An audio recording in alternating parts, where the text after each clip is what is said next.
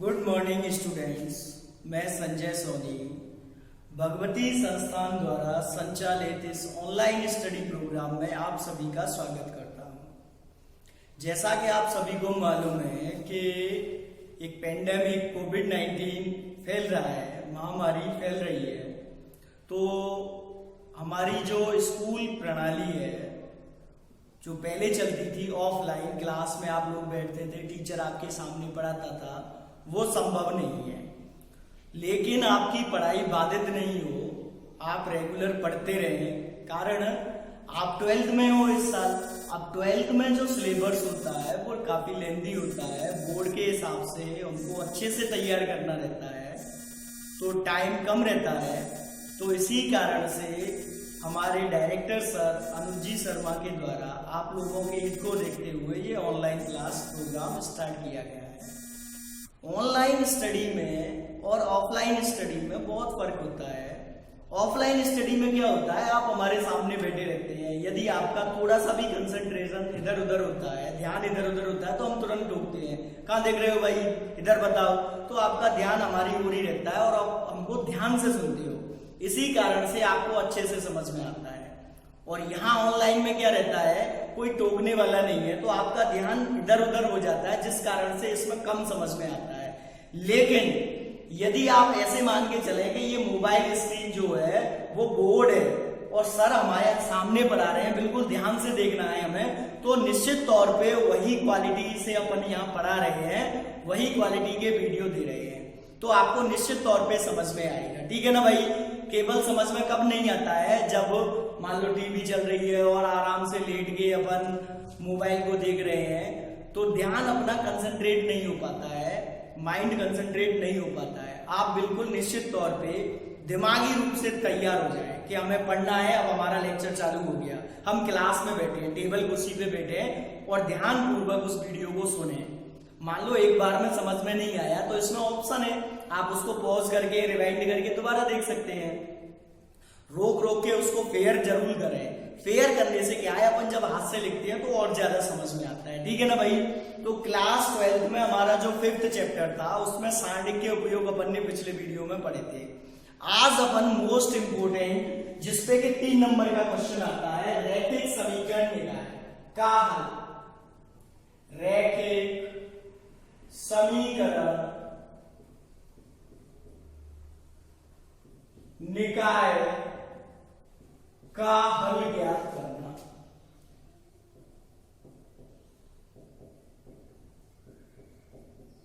ठीक है ना भाई। तो ध्यान से देखना, रैखिक समीकरण निकाय का जो हल अपन ज्ञात करते हैं, रैखिक समीकरण निकाय का जो हल ज्ञात करते हैं, उसकी अपने सिलेबस में 2 विधियां हैं।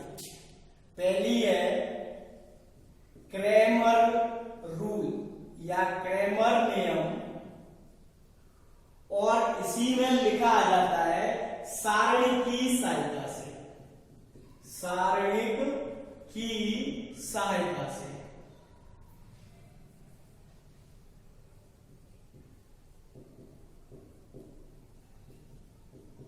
ऐसे लिखा आएगा, एक समीकरण निकाय दे दिया और बोलेगा कि सारणिक की सहायता से हल करो, तो कहने का मतलब हमें क्रैमर नियम से ही उसको हल करना है। ठीक है ना भाई। और दूसरा जो मेथड है वो है आव्यूह की सहायता से या आव्यूह सिद्धांत। आव्यूह सिद्धांत। तो आज अपन केवल क्रैमर नियम से ही समीकरण निकाय को हल करना सीखेंगे। 10th क्लास में समीकरण निकाय से मतलब है, जैसे ax प्लस by बराबर c1 और a2x प्लस b2y बराबर c2, ये एक रैखिक समीकरण निकाय हो गया। ठीक है ना भाई। अब ये 2 चरों में रैखिक समीकरण निकाय है, एक x और एक y।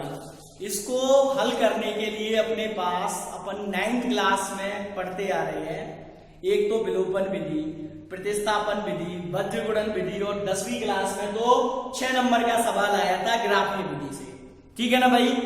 यहाँ पे लेकिन इन चारों ही विधियों से अपन 3 चरों वाले हल नहीं कर सकते। क्या? 3 चरों वाले। यहाँ पे हमारे सिलेबस में 3 चरों में रैखिक समीकरण है। तो तीन चरों में रैखिक समीकरण निकाय कैसे होगा? a1x b1y प्लस c1z बराबर d1 c2z बराबर d2 और a3x plus b3y plus c3z बराबर d3। ये एक समीकरण निकाय हो गया, रैखिक समीकरण निकाय। यहाँ पे तीन चर हैं, तो इसीलिए हमें मान ज्ञात करने के लिए तीन समीकरणों की आवश्यकता पड़ती है। समझ में आ गई ना भाई बात? रैखिक समीकरण निकाय से मतलब है जो चरों पे घात एक एक होती है, यानी कोई घात नहीं होती, वो रैखिक समीकरण निकाय होते हैं। अब तीन चरों में होंगे तो तीन समीकरण आएंगे, दो चरों में होंगे तो दो ही समीकरण आएंगे। अब चाहे तीन चर हो या दो चर हो, हम दोनों को ही क्रैमर नियम से हल करते हैं। कैसे हल करते हैं भाई? क्रैमर नियम से या सारणी की सहायता से। तो मैं एक एग्जांपल से समझाता हूं आपको, देखिए।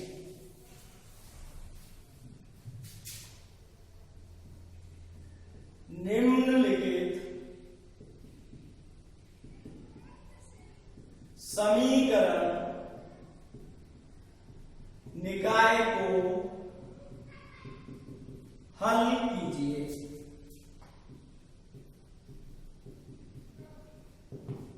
ठीक है ना भाई? अब यहाँ पे अपन को तीन समीकरण दे रखे होंगे, x plus Y plus Z बराबर 6। ये पहला समीकरण हो गया। 2x minus 3y plus Z बराबर -1। दूसरा समीकरण हो गया, और 3x प्लस वाई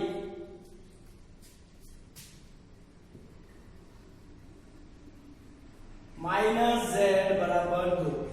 ये हमारा तीसरा समीकरण निकाय हो गया। ठीक है ना भाई? अब इन समीकरणों को हल करना है और x, y, z के मान ज्ञात करने हैं। इसी को कहते हैं रैखिक समीकरण निकाय का हल। तो इसके लिए अपन क्या करते हैं, एक तो d निकालते हैं। d या कई किताबों में इसको डेल्टा लिख दिया है इस तरीके से। इसका मतलब है कि आपके जो समीकरण दे रखे हैं उनमें x, y, z के गुणांकों का सारणी। इसका गुणांक कितना है भाई? 1। इसका गुणांक 1, इसका गुणांक 1। x का गुणांक, y का गुणांक, z का गुणांक पहले समीकरण का, x का गुणांक, y का गुणांक और z का गुणांक दूसरे समीकरण का। ठीक है ना भाई? x का गुणांक, y का गुणांक और z का गुणांक तीसरे समीकरण का। ध्यान से देखें, अगर माइनस है तो माइनस ही लगाए। अब इसका जो हल आएगा वो हमारा d हो जाएगा। क्या हो जाएगा? d हो जाएगा। अब इसको अपन हल करें तो सबसे पहले एक लिखेंगे, एक के नीचे छोड़ दिया और साइड से छोड़ दिया। इनका गुणा 3 माइनस 1। फिर अगले के लिए माइनस लिखोगे, -1 आ जाएगा।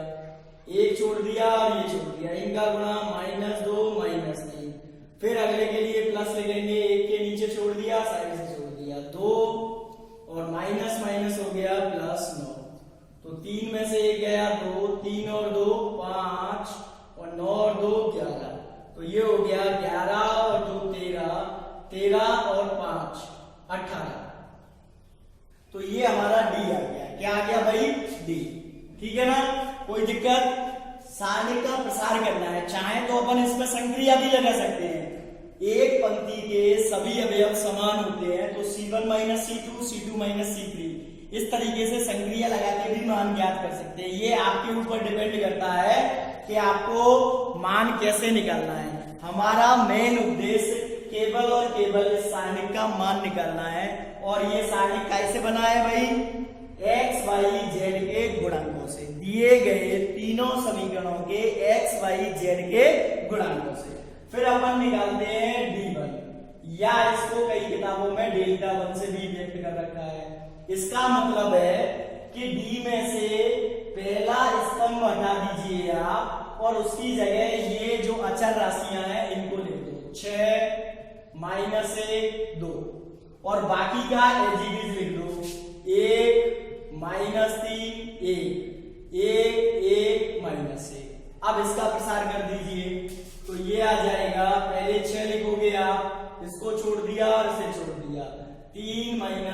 फिर अगले के लिए -1 लिखोगे, इसे छोड़ दिया और इसे छोड़ दिया, इनका गुणा 1 - 2, फिर अगले के लिए प्लस लिखोगे, इसे छोड़ दिया और इसे छोड़ दिया, -1 और ये माइनस माइनस का हो गया प्लस, 3 में से 1 गया, 2 छिक्के 12, 1 में से 2 गया, -1 गुणा -1 प्लस 1 और ये हो गया +5, तो 12 और 1 13 और 5 18।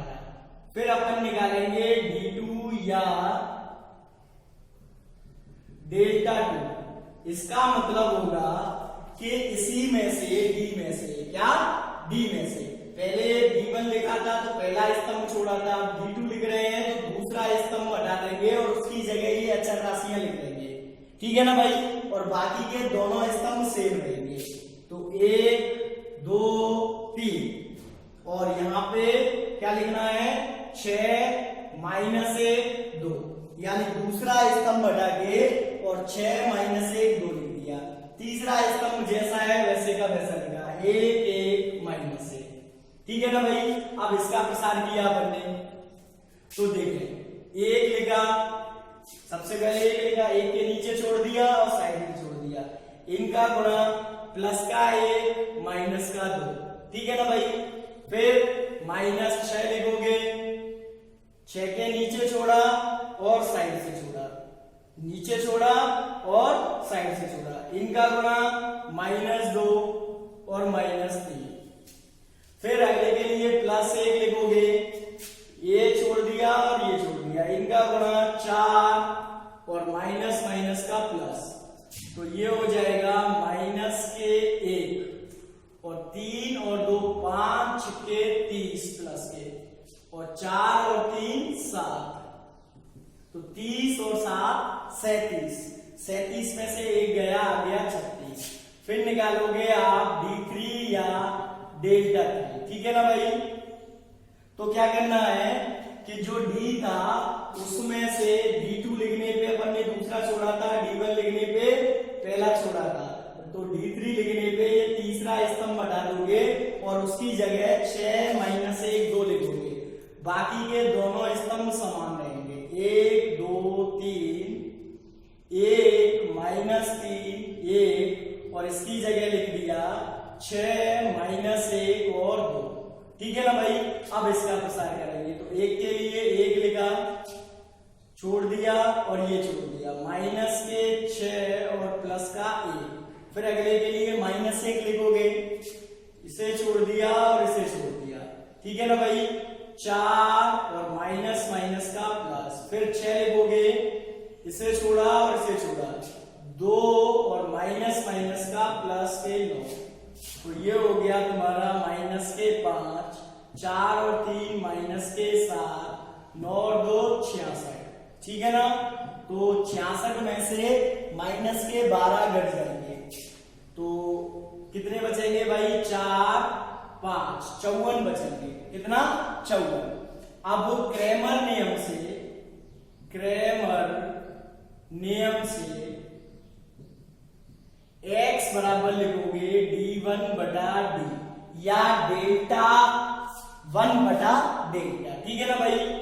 y बराबर लिखोगे d2 बटा d और z बराबर लिखोगे d3 बटा d, कोई दिक्कत। अब देखो d1 कितना आया था 18 बटे d कितना आया 18, तो इस तरीके से x का मान निकल के आता है, ठीक है ना भाई। d2 कितना आया, d2 36 और d कितना आया 18, तो y बराबर निकल के आया 2, ठीक है ना भाई। d3 कितना आया 54 और d कितना 18, तो z बराबर निकल के आ गया 3। ये हमारे x y z के मान आ गए, ठीक है ना भाई। अभी ध्यान से देखें, अब इसमें क्या है, सारणी का प्रसार किया तो कभी कभार इसमें गलती हो जाती है, तो जैसे ही हमारे मान आ जाए हम एक बार चेक जरूर कर लें। चेक कैसे करना है, देखो मिटा के बताइएगा। जैसे पहला समीकरण है x + y + z, x + y + z बराबर 6, तो x y z के जो मान है इसमें लिख के दीजिए, 1 + 2 + 3, 6 बराबर 6 आ रहा है। अब दूसरा समीकरण चेक करें, 2x minus 3y plus z बराबर -1। तो यहाँ लिखे 2 एकम 2, ये माइनस के 6 और प्लस के 3, तो ये भी -1 बराबर आ रहा है। इस तरीके से अपन x, y और z तीनों के मान दिए गए तीनों समीकरणों में रखकर चेक कर लें। अगर तीनों समीकरण संतुष्ट हो रहे हैं तो निश्चित तौर पे हमारा जो मान है वो सही आए हैं। ठीक है ना भाई। रैखिक समीकरण निकाय हल करने पे मोस्टली क्वेश्चन आता है 3 नंबर में। कितने में भाई? 3 नंबर में। कोई दिक्कत? अब ये जरूर हो सकता है कि 2/2 का आ जाए, तो वहां पे ये जो सारणी बनेंगे 2/2 के बन जाएंगे। कितने भाई? कितने के बन जाएंगे भाई? 2/2 के। अब यहां पे अपन गौर करें तो देखें, x बराबर मैंने लिखा था d1/d। यदि मान लो d बराबर 0 आ जाए, क्या? y बराबर लिखा था d2/d और z बराबर लिखा था d3/d। तो यदि d का मान 0 आ जाए तो x बराबर अनंत आएगा, y बराबर अनंत आएगा और z बराबर भी अनंत आएगा। यानी समीकरण निकाय हल का हल ज्ञात नहीं कर सकते। तो 10th क्लास में अपन ने एक टॉपिक और पढ़ा था, संगत और असंगत का। क्या? संगत और असंगत का। संगत कब बोलते थे? जब रैखिक समीकरण निकाय का कम से कम एक हल तो ज्ञात हो, तो अपन समीकरण निकाय को संगत बोलते थे। यदि कोई हल नहीं तो समीकरण निकाय को कैसा बोला जाता था? असंगत बोला जाता था। कैसा बोला जाता था भाई? असंगत। तो उसके लिए देखें,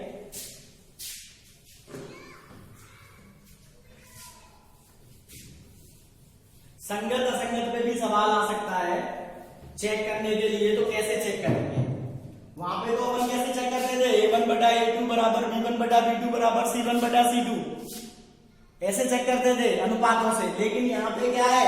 a b c के साथ d भी आ रहा है, तो उस तरीके से यहाँ चेक नहीं कर सकते। कैसे चेक करेंगे?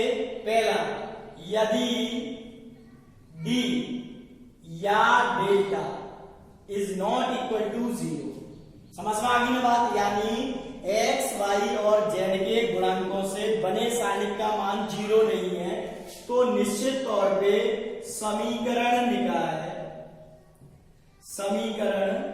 निकाय संगत होगा तथा अद्वितीय हल प्राप्त होगा। अद्वितीय हल प्राप्त होगा। अद्वितीय हल से मतलब एक x का मान आएगा, एक y का और एक z का। दूसरी कंडीशन, यदि d बराबर 0, डेल्टा नहीं लिखा इस बार मैंने d लिखा, केवल d बराबर 0 है, तो इसमें दो केस निकल के आते हैं। कितने आते हैं भाई? एक, यदि d बराबर 0 है, साथ में d1 बराबर 0 बराबर d2 बराबर d3 और बराबर 0, यानी d1, d2 और d3 ये भी 0 आ जाते हैं। d तो 0 जो आता ही आता है, साथ में d1, d2, d3 भी 0 आते हैं। तो अपन लिखते हैं समीकरण निकाय संगत है तथा अनंत हल आएंगे। कैसे आएंगे? अनंत हल।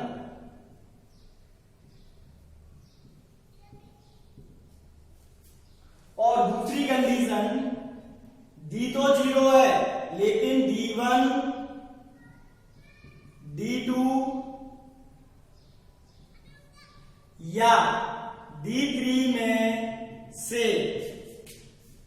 कम एक शून्य नहीं है। d तो 0 है लेकिन d1, d2, d3 में से कम है। एक 0 नहीं है या 2 0 नहीं है या तीनों ही 0 के नहीं है, 0 नहीं है, तो समीकरण निकाय असंगत होता है। कैसा होता है भाई? असंगत। और कोई हल हल नहीं। ठीक है ना। कोई दिक्कत चेक करने को आएगा तो अपन सबसे पहले डी निकाल लेंगे।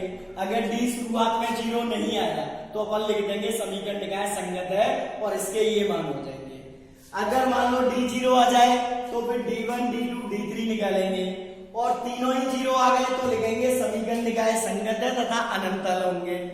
फिर तीसरा, अगर D1 0 आ जाए D2 नहीं आए तो असंगत हो जाएगा, या D1 D2 0 नहीं आ गए लेकिन D3 नहीं आया तो भी असंगत होगा। कम से कम एक 0 नहीं आ जाए, 1 नहीं आए या 2 नहीं आए या 3 नहीं आए, 0 के बराबर नहीं आए तो अपन असंगत लिखेंगे और समीकरण निकाय का कोई हल नहीं होगा। ठीक है ना भाई। जब तक आप ये वीडियो देखें और इसमें जो भी बताया गया है उसको आप फेयर कॉपी में लिखें, साथ ही साथ आपकी बुक में क्रेमर नियम से जितने भी क्वेश्चन दे रखे हैं 5.2, 5.3 या विविध में समीकरण निकाय हल करने वाले सवाल, उनको आप हल करने की कोशिश करें। निश्चित तौर पे वो सवाल हो जाएंगे, काफी इजी है। सबसे पहले डी निकालोगे, एक्स वाई और जेड के गुणांकों का साइन, तीनों ही समीकरण के।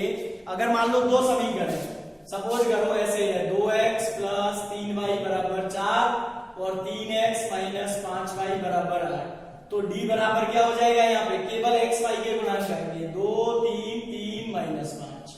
ठीक है ना भाई। और d1 क्या आएगा, पहला स्तंभ हटा दो इसमें से 4 और 8 को लिख दो और 3 माइनस 5, और d2 कितना आएगा भाई, दूसरा स्तंभ हटा दो 2 3 और 4 8। अब इनको हल कर लोगे, x बराबर हो जाएगा d1 बटा d और y बराबर हो जाएगा d2 बटा d। इस तरीके से अपन दो समीकरण निकाल, केवल दो चर में x y में दे रखा है तो उसका मान ज्ञात कर सकते हैं। ठीक है ना भाई। जब तक के लिए वीडियो देखकर, हाँ इंपॉर्टेंट बात, वीडियो देखकर लाइक और शेयर करना नहीं भूलें। साथ ही साथ ज्यादा से ज्यादा चैनल को सब्सक्राइब करें जिससे आपको और आपके मित्रों को फायदा हो। उनको बताएं कि भगवती संस्थान द्वारा हमारी भी ऑनलाइन क्लासेस चल रही हैं, रेगुलर चल रही हैं। सबसे बड़ी बात, रेगुलर चल रही है, ऐसा नहीं कि एक भी दिन का गैप आया हो। रेगुलर आपको वीडियो मिल रहे हैं, आपका रेगुलर सिलेबस चालू हो रहा है। तीसरा चैप्टर कराया, चौथा कराया, 5वां कराया, तीनों मिला के 10 नंबर का मैटर हो गया। आप घर पे इसको बार बार रिवाइज करें। ठीक है ना भाई। जब तक के लिए घर पे रहें, सुरक्षित रहें, लेकिन नियमित पढ़ते रहें। धन्यवाद।